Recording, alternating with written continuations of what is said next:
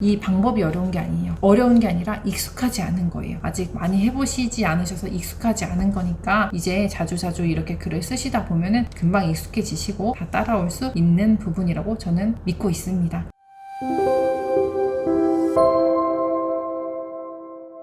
안녕하세요. 내 사업은 내가 키운다 노마케터스 로마입니다.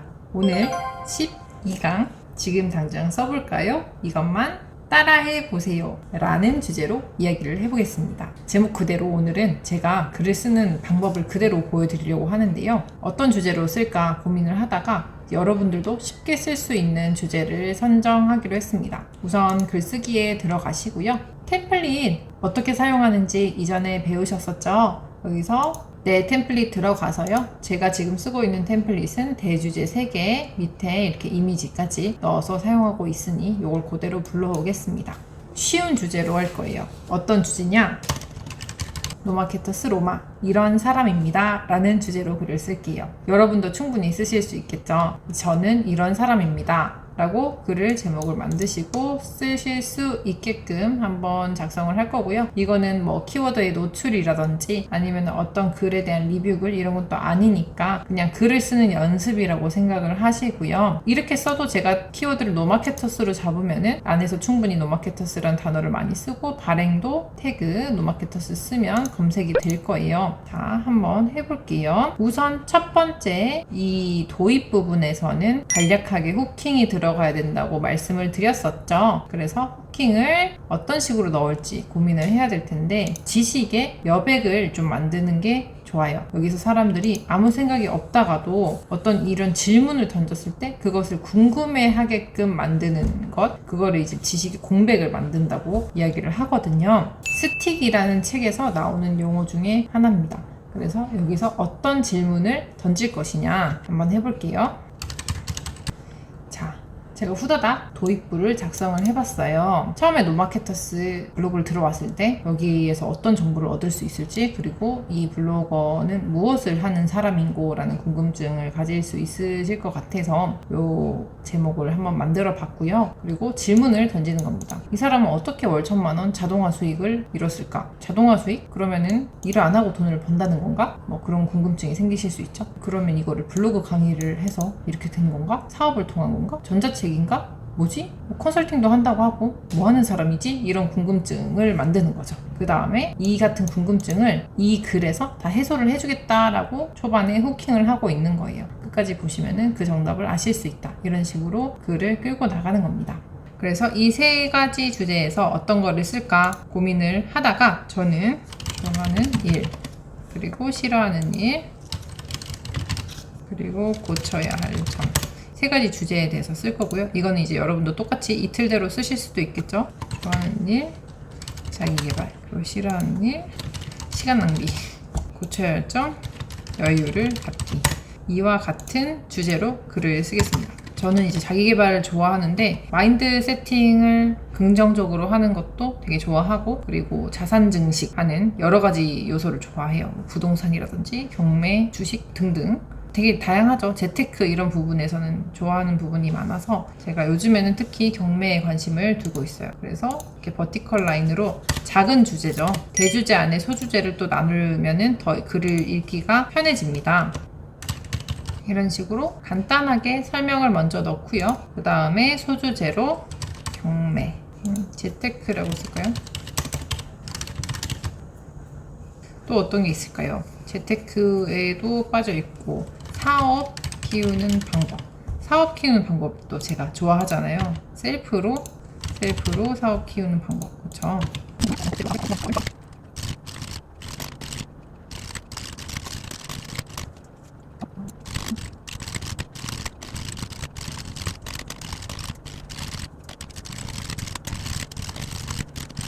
그리고 이렇게 셀프로 사업 키우는 방법에 대해서도 후다닥 글을 썼어요. 자, 바로 지난번 강의에서 알려드렸죠. 단락이 길어지면 안 된다. 3줄 이상 넘어가면 한 줄을 꼭 띄우고 최대한 한 문장 안이 25글자 안으로 들어갈 수 있게 해주시라고 말씀드렸어요. 하나, 둘, 셋, 넷, 다섯, 서른, 서른둘, 서른셋. 저는 탈락이네요. 33입니다. 저는 아직 더 줄여야 됩니다. 너무 말이 줄줄 기네요. 더 잘라야 돼요. 그래서 이게 짧으면 짧을수록 더 이해가 더 쉽거든요. 그래서 그거는 알아주시고요. 그런데 이것도 긴 건데 보통 일반 분들이 글을 쓰시면은 일반적으로 저보다 더 길게 쓰실 거예요. 그래서 최대한 많이 끊어가지고 글을 쓰려고 노력하시면 좋고요. 지금은 예시를 보여드리는 거니까 이렇게 인용구 작은 걸로 2개를 넣어 보겠습니다. 그리고 싫어하는 일에서 이제 시간 낭비라고 되어 있죠. 어떤 식으로 시간 낭비를 하는 것이 싫으냐, 이거는 또 저의 주관적인 이야기이긴 하지만은 시간 낭비라고 하면 안 되겠다. 그냥 낭비라고 해야겠네요.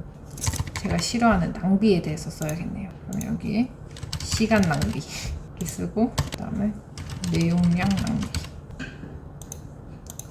사치, 이렇게 3개를 써야겠네요. 자, 내용량 낭비, 시간 낭비, 그리고 마지막으로 사치에 대해서 써볼게요. 이렇게 사치에 대해서도 글을 썼어요. 그래서 시간 낭비, 내용량 낭비, 사치 이렇게 글을 썼는데, 지금 보시면은 좋아하는 일에 대해서 한 2가지 정도 썼고 싫어하는 일에 대해서 3가지 정도를 썼죠. 고쳐야 할 점도 마찬가지로 이렇게 소단락을 나눠가지고 쓰면은 훨씬 더 이해가 쉽습니다. 이것까지 또 쓰면 시간이 길어질 것 같지만 최대한 영상 찍으면서 이 포스팅을 다 완성을 한번 시켜볼게요. 자, 이렇게 고쳐야 할 점까지 글을 써봤고요. 그 다음에 구분선을 넣어서 마지막 마무리 멘트를 씁니다. 자, 이렇게 글을 썼습니다. 마무리 멘트까지 작성을 했고요. 그 다음에 이 좋은 걸 아직도 안 읽어보셨어요 같은 경우는 다이아플러스 로직 설명드리면서 체류 시간에 대해서 이야기를 해드렸었죠. 체류 시간을 길게 만들기 위해서 또 다시 다른 저의 글로 넘어오실 수 있게끔 유도를 하려고 다른 글을 추천해서 올리고 있어요. 그래서 어떤 글을 올릴지 한번 찾아보면요, 내 블로그에 들어가서 많은 글들이 있잖아요. 그래서 여기 칼럼으로 한번 들어갈게요. 마음이 복잡하고 어지러울 때 노마케터스는 이렇게 해결해요. 이걸 URL을 복사하고요. 드래그를 싹 해서 여기 URL을 넣으시면 됩니다. 너무 빨랐나요? 다음 글에서 다시 보여드릴게요. 우선 이 글의 URL을 복사하세요. 내가 지금 쓰고 있는 글 밑에 붙이고 싶은 글의 URL을 복사하신 다음에 여기에 또 쓰는 거예요. 글을 이렇게 제목을 쓰시고 드래그를 하신 다음에 여기 요렇게 묶여있는, 여기 보이시죠? 링크 입력 열기 누르신 다음에 여기에 붙여넣기를 하는 거예요, 주소를. 그러면 이렇게 씌워집니다. 마찬가지로 사진을 올리고도 사진에서도 링크를 넣을 수 있어요. 그래서 이렇게 모든 글을 다 작성하셨으면 저는 여기서 전체 선택을 한 다음에 항상 글씨를 검은색으로 바꿉니다. 검은색으로 바꾸는 이유는 스킨에 따라서 이 글씨가 검은색이 아니라 회색으로 표시되는 경우들이 있어요. 그래서 전체 선택해서 글씨를 검은색으로 바꾸고요. 글씨체도 여기 되게 다양하게 있는데 저는 마루부리 글씨체를 쓰고 있습니다. 그럼 글씨체가 모두 다 변경이 되죠. 그러면 이렇게 변경을 한 상태에서 글만 있으니까 너무 지겹잖아요. 그래서 처음에 알려드렸던 대로 사진을 또 추가를 해보도록 하겠습니다. 사진은 보통 이 제목과 관련된 사진을 넣으시면 되거든요. 그래서 여기서 검색을 했을 때 돈 이렇게 들어가면 다양한 돈 사진이 있죠. 그래서 사진을 추가하고 출처를 지웁니다. 셀프로 사업을 키우는 방법. 그러면 이거는 이미지를 사업이라고 한번 쳐볼까요? 사업에 대한 이미지는 뭐 그렇게 많지는 않네요. 컴퓨터를 하고 있는 사진이라서 이렇게 협심하는 사진을 한번 넣어보죠. 그 다음에 시간 낭비에는 시계 사진을 넣어볼게요.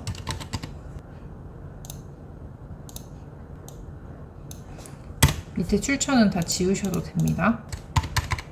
그리고 내용량 낭비는 뇌 사진. 너무 뇌인데, 그쵸? 이런 이미지를 넣어볼까요? 그 다음에 사치. 쇼핑으로 한번 검색해 보겠습니다. 많은 사진이 있지만 이왕이면 좀 밑에 있는 사진으로 넣으려고 해요. 다들 위에 있는 사진을 쓰실 거니까 그러면은 오히려 검색 때는 유사문서로 걸릴 수가 있어서 좀 아래쪽 사진을 써주시면 더 좋습니다. 여유를 갖기에는 뭐 산책 같은 게 좋겠네요. 산책. 이런 초록초록한 이미지를 집어넣고요. 자, 이렇게 쓰면은 훨씬 더 포스팅이 좀 눈에 가시적으로 보이죠. 그 다음에 이런 질문에서는 글씨체를 기울여서 굵게 하거나 글씨체를 변경하는 방법도 좋습니다. 그리고 강조할 사항에 대해서 굵게로 표시하는 것도 좋아요. 여기서 하셔도 되고 여기서 하셔도 되고, 여기서 굵게 해서 뭐 밑줄, 아니면 여기도 밑줄,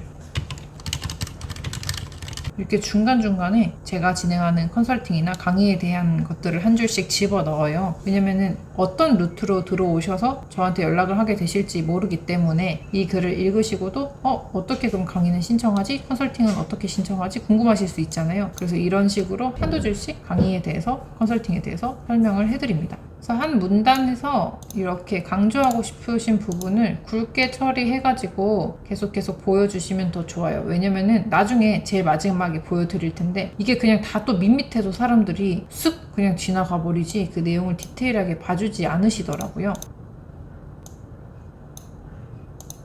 이렇게 굵게까지 했어요. 그러면은 전체적으로 글이 다 완성이 됐습니다. 마지막으로 사진을 따닥 눌러가지고 이거를 제가 지난번에 말씀드렸었죠. 유사 사진으로 검색될 수 있기 때문에 반전을 하고 기울여 줍니다. 마찬가지로 반전을 하고 기울여 줍니다. 그래서 제 포스팅의 사진들을 보면 하나같이 뭔가 삐딱합니다. 그게 다 이 이유입니다. 이렇게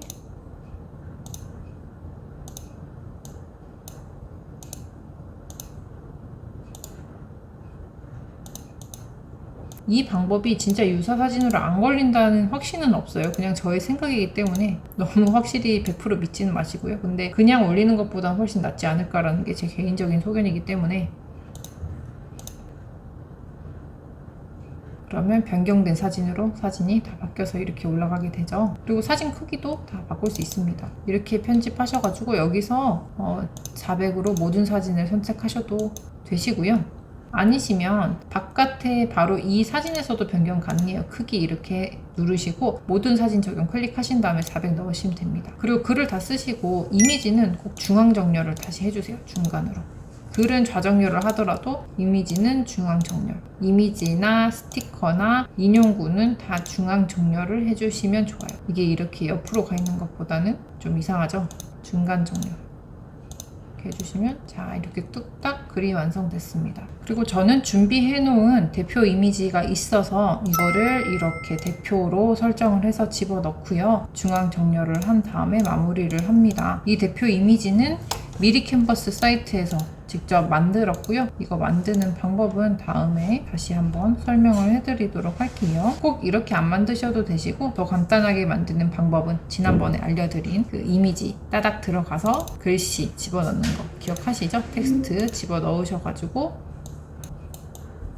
바탕을 어둡게, 밝기를 어둡게 해가지고 강조해서 표현할 수 있었죠. 근데 저는 이렇게 하지 않고 제가 쓰고 있는 툴이 있어서 이 이미지를 집어넣겠습니다. 그리고 발행을 하시면 카테고리가 이미 많잖아요. 내가 이 글을 쓰는 것과 어울리는 카테고리를 선택하신 다음에 주제 설정도 원하시는 걸로 하시면 돼요. 비즈니스, 일상으로 하셔도 되시고요. 주제 선정 안 하셔도 상관없습니다. 그 다음에 태그를 뭘 넣을 수 있을까? 노마케터스, 로마. 이렇게밖에 못 넣을 것 같아요. 제목에 들어가 있는 키워드가 아니고서는 본문에 있는 것만 넣어가지고는 노출이 거의 안 되거든요. 그래서 노마케터스, 로마 이렇게만 집어넣어서 글을 발행하겠습니다.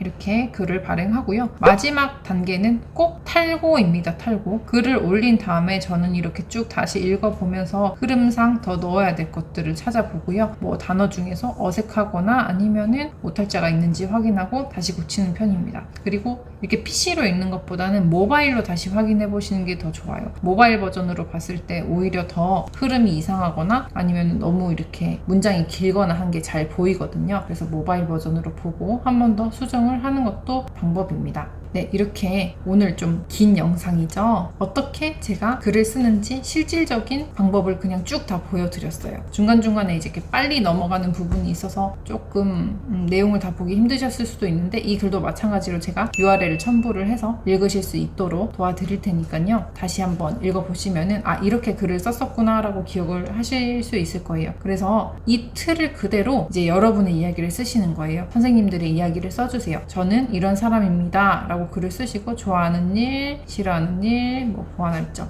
이렇게 주제를 제가 드렸으니까 그대로 글을 써보시면서 글 쓰는 연습을 한번 해보시면 좋겠습니다. 제가 자주 하는 이야기가 있어요. 이 방법이 어려운 게 아니에요. 어려운 게 아니라 익숙하지 않은 거예요. 아직 많이 해보시지 않으셔서 익숙하지 않은 거니까 이제 자주자주 이렇게 글을 쓰시다 보면은 금방 익숙해지시고 다 따라올 수 있는 부분이라고 저는 믿고 있습니다. 분명히 그렇게 하실 수 있으실 거고 그 길에 제가 노마케토스 로마가 항상 응원을 하고 서 있을 테니 저를 보고 쫓아와 주세요. 아시겠죠? 오늘도 긴 영상 시청해주셔서 감사하고요. 다음 시간에는 키워드 도대체 뭐길래 돈 주고 사냐 황금 키워드 채굴법에 대해서 알려드리도록 할게요. 이거 조금 어려운 강의지만 이것까지 들으시면은 거의 기본 편은 기초 편은 다 끝났다고 보시면 되세요. 고지가 눈앞이니까 조금만 더 힘내시고요. 그러면 다음 강의로 다시 찾아오도록 하겠습니다. 감사합니다.